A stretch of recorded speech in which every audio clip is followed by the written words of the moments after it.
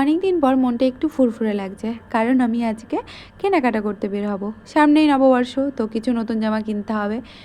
তার জন্য আমি রেডি হয়ে গেছি। প্রথমে একটা ড্রেস পরেছিলাম, ভালো লাগেনি, তাই আমি আবার চেঞ্জ করে নিয়েছি। জানোই তো মেয়েদের মুড সুইং।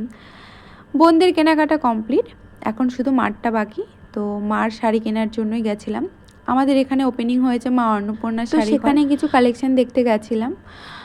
বেশ ভালোও লেগেছে, অনেক অনেক কালেকশন। তবে শাড়ির বাজেটের সাথে শাড়ির কোয়ালিটি খুব একটা ম্যাচ করেনি, যার জন্য আমি স্কিপ করে গেছিলাম।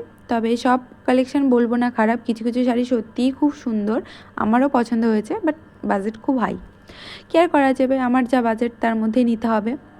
তো আমি সেখান থেকে এক্সিট করে গেছি। তারপর আমাদেরই খুব চেনা জানা নওকরায় মা দুর্গা বস্ত্রালয়, হয়তো কম বেশি সবাই চিনে থাকবে। আর এই দোকানের অনেক পুরনো কাস্টমার আমি, স্পেশালি শাড়ি কেনার জন্যই যাওয়া হয়। আর আমার মনে হয় আমার যা বাজেট তার মধ্যে অনেক ভালো শাড়ি আমি কিনে আনতে পারি। তো সে কারণেই মাঝে মাঝে এই দোকানে ভিজিট করা হয়।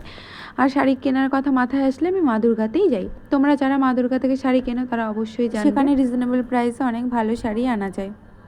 তো আমি এখানে আমার শাড়িগুলো দেখছিলাম, আর আমার হলুদ কালারের শাড়ি দরকার ছিল। অনেক যাচাই বাছাই করার পর একটা শাড়ি পছন্দ হলো। তারপর চলে গেলাম আমার কিছু কেনাকাটা করতে। আমার দুটো প্লাজো এই মুহূর্তে দরকার ছিল, তো নিয়ে নিলাম দুটো প্লাজো, বাকি সব কেনাই আছে।